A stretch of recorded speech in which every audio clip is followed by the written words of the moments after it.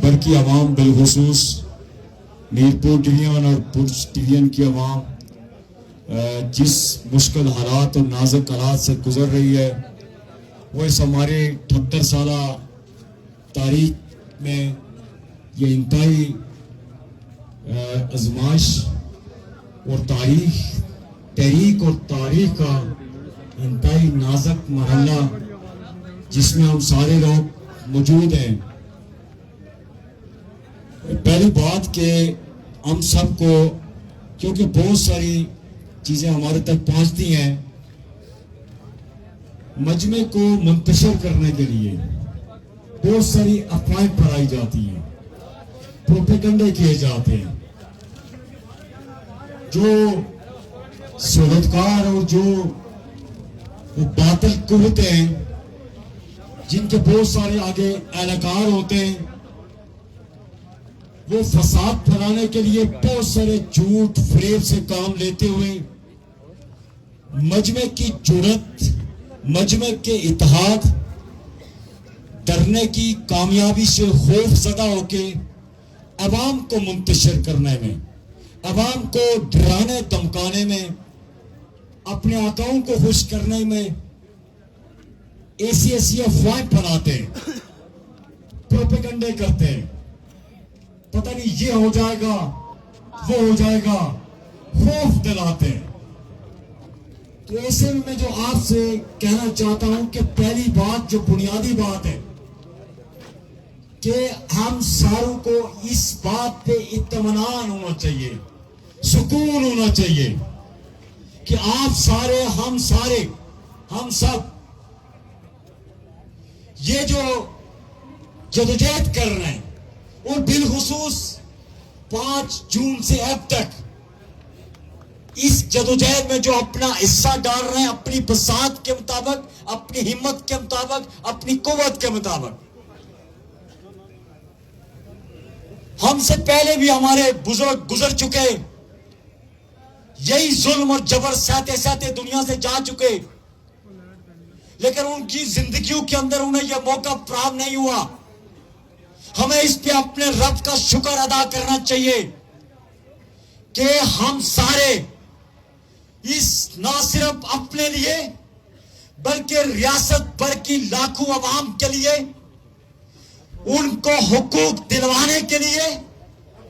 اور ماضی کے اندر جو غلطیاں ہم سے ہوئی, ہمارے بزرگوں سے ہوئی اس 78 سالہ دور میں,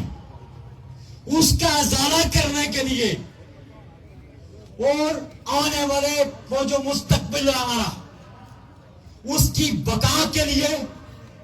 رب کائنات بہت سارے جانتے ہیں کہ اس وقت بھی ریاست بھر میں بہت سارے ایسے چہرے موجود ہیں جو اس نازک مرحلے میں بھی تحریک سے دور ہیں, اپنے گھروں میں اپنے کام کاج میں لگے ہوئے ہیں. کوئی غرض نہیں ہوگی کہ ڈرنا لگے, معصوموں کی لاشیں گر رہی ہیں, جبر ہو رہا ہے, جارحیت کی جا رہی ہے, دہشت گردی کی جا رہی ہے. وجہ کیا ہے؟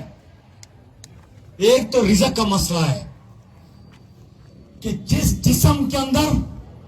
حرام کا لقمہ گیا ہے اسے اللہ تعالیٰ توبہ کے بغیر یہ توفیق نہیں دے سکتا. تو ہم سب کو شکرانے کے نوافل ادا کرنے چاہیے کہ رب تعالیٰ نے مخلوق کی بھلائی کے لیے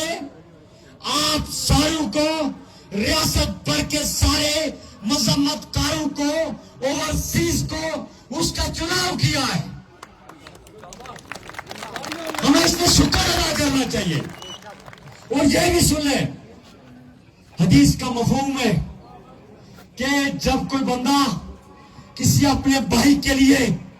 اس کی داد رسی کے لیے بغیر کسی لالچ کے, بغیر کسی غرض کے, مثال دے دیتا ہوں میں کہ ہمارا کوئی بھائی کمزور ہے, اس کی آواز کمزور ہے, وہ آپ کے پاس آتا ہے کہ فلاں آفیسر سے میرا یہ کام نہیں بن رہا, میرے ساتھ چلیے. میری سفارش کیجیے,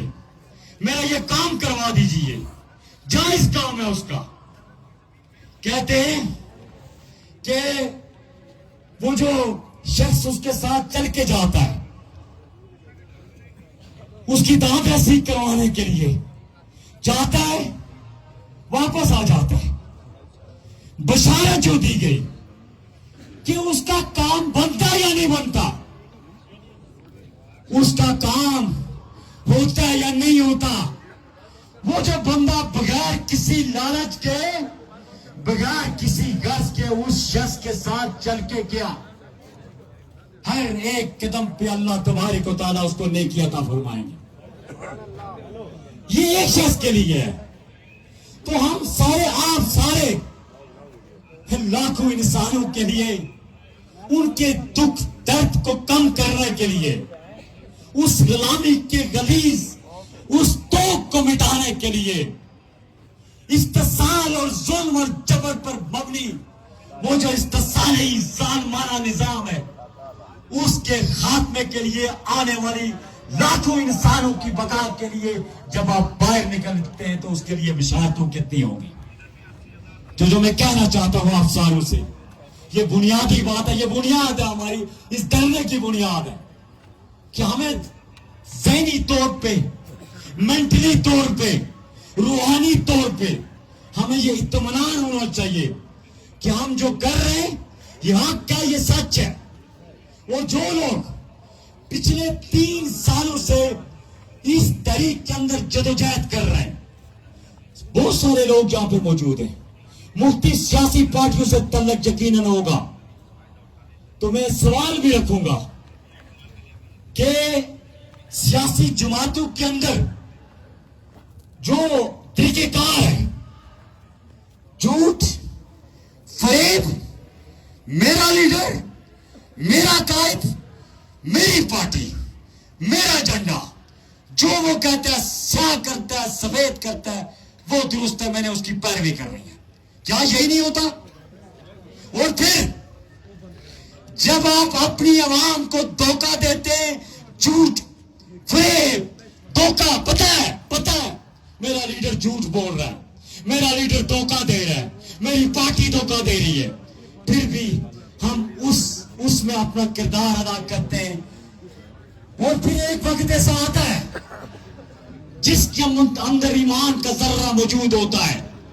کہ اس کا ضمیر اسے ملامت کرتا ہے کہ تو جو کر رہا ہے درست نہیں کر رہا.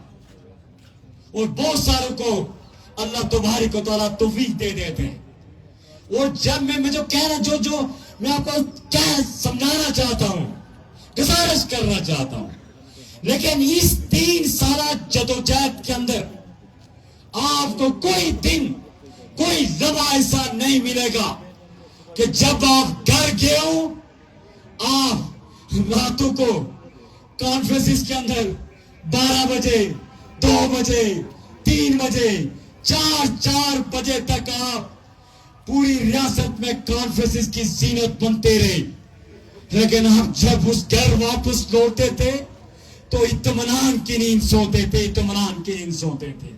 وجہ کیا تھی؟ وجہ یہ تھی کہ جس تحریک کے اندر آپ جدوجہد کر رہے تھے, آپ کی کوئی لالچ نہیں تھی, کوئی غرض نہیں تھی, کوئی سیاست نہیں تھی, کوئی کسی طرح کی بھی لالچ نہیں تھی. اس لیے پہلی بار رب تعالیٰ نے ہمیں یہ موقع فراہم کیا